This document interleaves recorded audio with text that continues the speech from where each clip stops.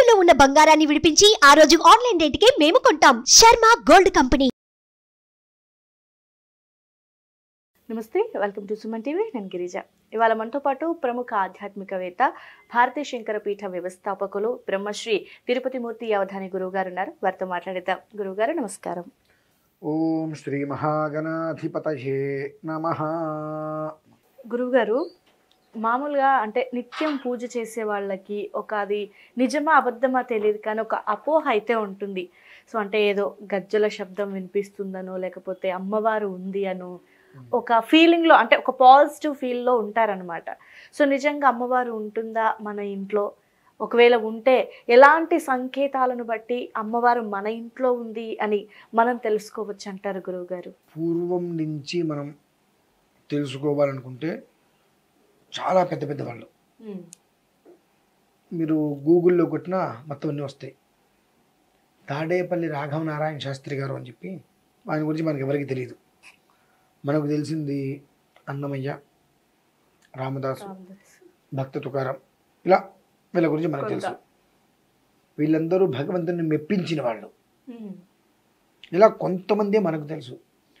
పురాతనంగా ఉండి బయటికి రాకుండా అమ్మవారితోటి కూర్చొని మాట్లాడేటువంటి వ్యక్తుల గురించి మనకు తెలియదు. అందులో రాఘవ నారాయణ శాస్త్రి గారు చందోలు.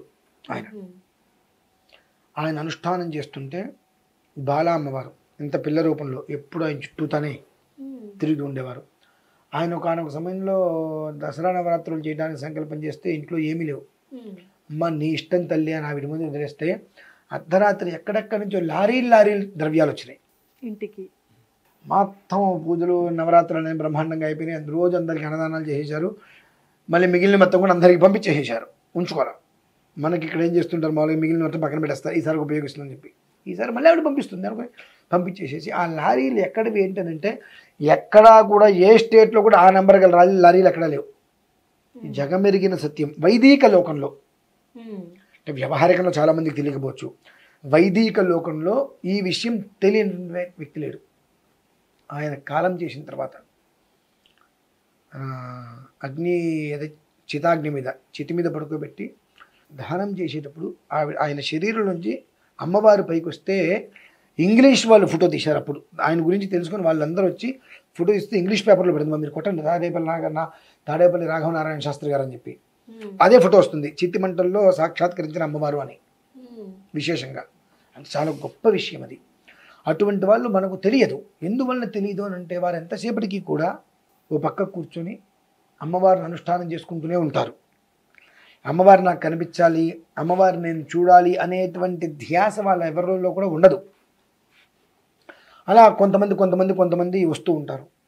2009-10లో మీరు నమ్మండి నమ్మకపోండి, నేను అమ్మవారితో మాట్లాడిన రోజులు ఉన్నాయి. విజయవాడ పాదుకా క్షేత్రం, శృంగేరి శంకరమఠం, 1000 శివలింగాలు ఉంటాయి అందులో. శారదా అమ్మవారు అమ్మవారి దగ్గర ఉన్నప్పుడు ఉదయం లోపలికి వెళ్ళి కూర్చుంటే ఇక బయటకు ఎప్పుడు వచ్చి తెలిసేది కదా, అలా జపం చేసుకుంటూ ఉండేవాడిని. 40 రోజులు బాలా అమ్మవారి జపం చేయాలని చెప్పి కూర్చుంటే సుమారుగా ఒక 36 రోజులు దాటిపోయింది. ఆ గుళ్ళో అందరికీ ఒక నమ్మకం, గుళ్ళోకి వెళ్ళినతో సైలెంట్గా లేకుండా మనం కనుక అరిచామంటే చేతికి ఏది దొరికితే అది కొట్టేస్తాడు ఆయన అని చెప్పి. ఎవరు? నేను. మీరు అమ్మవారి దగ్గర కూర్చున్నాను, గుళ్ళోకి వచ్చి ఫోన్ మాట్లాడినా గొడవ చేసినా చేతికి అందింది వాళ్ళ మొహానికి ఇసురు కొడతా. అంటే నువ్వు గుడికి దేనికి వచ్చావు, నీ వల్ల ఇంకొకటి డిస్టర్బ్ కావద్దని చాలా మౌనంగా వచ్చి వెళ్ళేవారు. 40 రోజులు జపం మొదలుపెట్టాను. 36 రోజులు దాటిన తర్వాత ఇంత రూపంలో అమ్మవారి రూపంలో, బాలా రూపంలో అమ్మవారు వచ్చింది. సుమారుగా 40 రకాల ప్రశ్నలు వేసింది నన్ను. ప్రతి ఒక్క దాని సమాధానం నవ్వుకుంటూ చెప్పా. నువ్వు 4 ప్రశ్నలకు ఇప్పుడు కాదు, తర్వాత తెలిపోతల కన్నా. అంటే అమ్మవారు ప్రత్యక్షంగా వచ్చి మీతో ఇంత పిల్ల రూపంలో, ఇంత పిల్ల 3-4 ఏళ్ల పిల్ల చక్కగా పట్టి బలికిని వేసుకొని, ఇక్కడ పాపిడి బిల్ల చక్కటి గాజులు వేసుకొని గిజి గిజి గిజి గిజి ఎంత ముద్దుగా వస్తుందండి. ఆ రూపం తలుచుకుంటుంటే రోమాలు నెక్కబరుచుకుంటాయి, అదొక రకంగా అయిపోతుంది తలుచుకుంటుంటే. నీకు ఇప్పుడు ఇది నీకు చెప్పేది కాదు, నువ్వు వినేది పోతల కన్నా. నేను 4 రోజుల తర్వాత వస్తే అప్పుడు చెప్పండి. కోటి పుష్పార్చన చేశానమ్మా అప్పుడు అమ్మవారికి. కోటి పుష్పాలు సంకల్పం చేసా 3 రోజుల్లో అంతా సెట్ అయిపోయింది. ఎక్కడి నుంచి వచ్చినాయో తెలియదు. సుమారుగా 16 నుంచి 2000 కిలోల ఒకటే రకం పుష్పం కాగడ మల్లెపూలు వచ్చినాయండి. ఆ రోజు అర్చన చేస్తున్నప్పుడు ఒక 16 ఏళ్ళ యువతి, 18 ఏళ్ళు ఉండొచ్చేమో, లంగా జాకెట్ వేసుకొని గాదిలో అన్నీ పెట్టుకొని అక్కడికి వచ్చి గిలగలగల సౌండ్ చేస్తుంది. అందరికీ గుర్తు ఏంటంటే మౌనంగా కూర్చున్నారు, అందరు ఒక్క మాట మాట్లాడట్లే ఎవరు. ఆ నామాల మీద హాయిస్తే ఇంకొక మాట అక్కడ వినిపించట్లా. గజ్జలు చెప్పి చేస్తుంటే ఒకసారి పైకి చూశాను, చేపెట్టాను. అందరు నన్ను పిచ్చోని చూసినట్టు చూశారు. మళ్ళీ అర్థం చేస్తున్నా, మళ్ళీ గజ్జలు చెప్పి చేస్తే ఏమిటి ఎవరు నువ్వు అన్నా. అందరికీ కనిపించింది నేను భావించా. ఓకే, అది మీకు మాత్రమే కనిపిస్తుంది. 4 ప్రశ్నలు అడిగా నిన్ను, నన్ను ఎప్పుడు అడిగింది నాకు అర్థం కాల. అంటే 40 రకాల ప్రశ్నల్లో 4 ప్రశ్నలకు నాకు సమాధానం చెప్పాలి, తర్వాత చెప్తాను నువ్వు ఇప్పుడు చెప్పు సమాధానం అని చెప్పి అమ్మాయి ఏదో మాట్లాడుతుంటే సీరియస్గా అసలు నువ్వెవరు, నువ్వు చెప్పు అని అంటావేంటి, అసలు ఎవరమ్మా అవతలకు పోవాలన్నా. సరే మళ్ళీ ఈసారి వస్తాను. ఉన్నా నన్ను ఒక పిచ్చివాడిని చూశారు, ఎవరితో మాట్లాడుతున్నా అందరికీ కనిపిస్తుందని నేను అనుకున్నా. నాకు ఆ విషయం అర్థం కాల. ఎవరితో ఇందాక మీరు మాట్లాడారంటే అమ్మాయి ఎవరు వచ్చింది కదండి, మీరు ఎవరు చూడలేదన్న, మాకెవరు కనిపించలేదండి అన్నారు. ఒక్క క్షణం గుండాగినంత పని అయింది.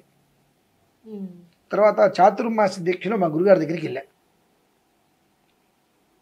ఆయన చాతుర్మాస దీక్ష పూర్తయిపోయింది, ఆయన దగ్గరికి వెళ్ళా నమస్కారం చేసుకున్నాను. వెళ్తే ఆయన చూసి ట్రారా అని పిలిచారు. వెళ్ళా. మొన్న అమ్మ వస్తే పవన్ తిట్టావుట నువ్వు అన్నారు. అమ్మ రావటం ఏంటి, నేను తిట్టడం ఎవరమ్మ వచ్చిందండి అని అడిగా. ఏదో పుష్పార్చన చేసేవాడు కదా అన్నారు. చెప్తే నమ్మరండి, బ్రతికాను చచ్చిపోయింది. నాకు అర్థం కాల. క్షణం ఒళ్ళంతా కింద నుంచి నిలబడితే కాళ్ళన్నీ కూడా షేక్ అయిపోయినాయి. అంటే నా స్థితిలో నేను ఉన్నానో లేదో అర్థం కాలే నాకు. ఇంత దగ్గరలో ఉన్నా ఆయనకి నేను. అమ్మ వస్తే 40 ప్రశ్నలు అడిగితే నువ్వు 4 ఇట్లకి సమాధానం తర్వాత చెప్తాను కదా, వస్తే పోతలకని చెప్పి కసురుకున్నా ఉంటుంది కదరా.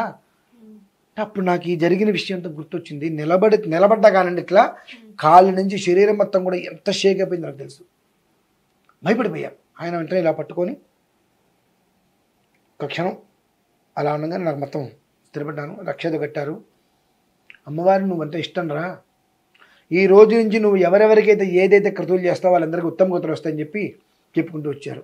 నేను అడిగింది ఏంటంటే మీరు చెప్తున్నది ఏంటంటే మీకు రావచ్చు సందేహం. ఒక్కటి గురుగారు డౌట్, మీరు 40 రోజులు బాలమ్మ దీక్ష చెయ్యాలి చాంటింగ్ అనేసి కూర్చున్నారు కదా, అంటే మీకు వచ్చిన రూపు ఎవరు గుళ్ళోకి రాలేదు, నేను ఒక్కనే ఉన్నాను, సో వచ్చింది అమ్మవారేమో అన్న ఫీలింగ్ మీకు కలగలేదా అసలు? నాకు అసలు ఎందుకంటే మనం ఆవిడ వస్తుంది చేస్తున్న విషయాలు మనకు తెలియవండి. అంటే మీకు తెలియకుండా చేస్తున్న క్రమంలో మనకు అంటే అన్ని విషయాలు తెలిస్తే అసలు మనం కాన్సన్ట్రేషన్ చేయలేము. ఓకే, మనం చేస్తే అమ్మవారు వస్తుంది, మనకు చూస్తుంది, మాట్లాడుతుంది అంటే మనకు దృష్టి ఎప్పుడు వస్తుందా, ఏ రూపంలో వస్తుందా అనేటువంటి దాని మీదే ఉంటుంది. అప్పుడు మనకు ఇవన్నీ తెలియవు. మనం చేయవలసింది అమ్మవారి జపం చేద్దాం. బాలా ఉపదేశం తీసుకున్నాం కదా, అమ్మవారికి జపం 40 రోజులు చేయమన్నారు, అక్షర లక్ష, అది చేయటమే ప్రధానం. కొన్ని విఘ్నాలు వస్తాయి. బాలా అమ్మవారికి నువ్వు జపం చేస్తున్నప్పుడు అమ్మవారు నీలో ఒక రకమైనటువంటి ఫీలింగ్స్ ఎక్కువ తెప్పిస్తుంది, కోరికలు, అవి జాగ్రత్తగా ఉండు. అంటే వేరే వేరే స్త్రీ రూపంలో వచ్చి కవిచ్చే ప్రయత్నం చేస్తారు. సో అప్పుడు నువ్వు మెంటల్గా తప్పద్దు, జాగ్రత్తగా ఉండు అనేటువంటి పదం మాత్రం నాకు చెప్పారు. కాబట్టి చిన్నపిల్లగా వస్తుంది, ఇవన్నీ తెలియదు కాబట్టి చేసుకుంటూ వెళ్ళా. ఆ రోజు మళ్ళీ మా గురువుగారి దగ్గరికి వెళ్ళినప్పుడు ఆయన చెప్పినప్పుడు నాకు ఇవన్నీ స్ఫురణకు వచ్చి భయం వేసేసింది. ఆ తర్వాత అమ్మవారి అనుగ్రహంలో 2-3 సార్లు అలా జరిగింది. అయ్యా ఓకే, అమ్మ చేస్తే అమ్మ ప్రత్యక్షమవుతుంది.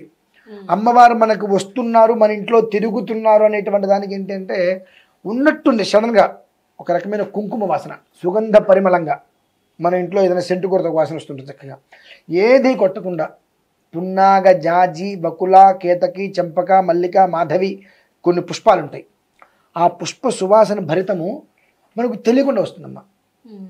తర్వాత కస్తూరి, అగరు, సుగంధాది పరిమళ ద్రవ్యాలు, సువాసనలు ఎక్కడి నుంచి వీటిలో మేళడం కుంకుమ వాసన. అంటే మన ఇంట్లో అమ్మవారు ఉంది, మన ఇంట్లో తిరుగుతుంది అనేటువంటి సంకేతము ఈ యొక్క వాసనలో వస్తే. ఈ వాసనలు మనకు రావాలంటే నిరంతరము కూడా మన ధ్యాస ఆవిడ మీద ఉండాలి. ఇల్లు శుచిగా ఉండాలి. ఎప్పుడు శుభ్రంగా బట్టలు ఎక్కడ పడితే అక్కడ పడేసేసి, ఎక్కడ పడితే అక్కడ బట్టలు విడిచిన బట్టలు ఉండి మడత పెట్టకుండా చికాగ్గా ఉండకూడదు. ఇల్లు ఎప్పుడూ పరిశుభ్రంగా ఉండాలి. సాధ్యమైనంతకు భగవంతుడి దగ్గర కూర్చుంటే 5 నిమిషాలైనా బయట విషయాలు నీకు అనవసరం. ఆవిడ్ని ఆరాధించాలి. ఎలా ఆరాధించాలి తప్పుగా అనుకున్నట్టే చెప్తా. ఇద్దరు ప్రేమించుకుంటున్నారు, ఒక అమ్మాయి ఒక అబ్బాయి. ఆ అమ్మాయి అంటే ఆ అబ్బాయికి అమితమైన ప్రేమ. ఆ అమ్మాయి కోసం ఎలా ఆరాధిస్తాడు? ఒక క్షణం ఫోను ఎత్తకపోతే ఫోన్ ఎత్తలేదు. ఈ రకరకాలుగా ఎంత ఆ అమ్మాయి గురించి ఆలోచిస్తుంటాడో అంతకి 10,000 రెట్లు అక్కడ కూర్చున్న 10 నిమిషాలు భగవంతుడి గురించి నువ్వు ఆలోచన చేయి. భగవంతుడిని అలా ప్రేమించు నువ్వు. అప్పుడు నీ ప్రేమకి ఆయన కరిగి వస్తాడు భగవంతుడు. భగవంతుడు నీ దగ్గరికి ఎప్పుడు వస్తాడు? ఆయన మీద నీకున్న ప్రేమ ఏ స్థాయిలో ఉందో ఆయన చూస్తాడు. అప్పుడు ఆయన వస్తున్నప్పుడు పలుసీరక నీ దగ్గర కనిపించే ప్రయత్నం కానీ, నీ ఇంటికి వచ్చినప్పుడు కానీ నీకు తెలియకుండా సుగంధ పరిమళమైనటువంటి సువాసన ఒక్కోసారి మనకి ఇంట్లోకి ఉన్నట్టుండిగా ఒక రకంగా వెలుతురు వచ్చి, అప్పటి వరకు మేఘాలు అడ్డు తొలగిపోయినట్టుగా ఒక వెలుతురు అలా వస్తూ ఉంటుంది. ఒక రకమైనటువంటి వైబ్రేషన్ అదే భగవంతుడు మన ఇంటికి వస్తున్నాడు అంటానికి. అటువంటిది మనకు కావాలంటే నిరంతరం భగవంతుడి దగ్గర కూర్చున్న 10 నిమిషాల తర్వాత ఇక భగవంతుని మొహం చూడొద్దు, భగవంతుని తలుచుకోవద్దు, నష్టం లేదు.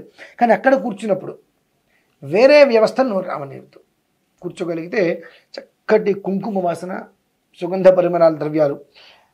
రాత్రిపూట మీరు ఇవాళ కూడా మా ఆఫీస్కి రండి,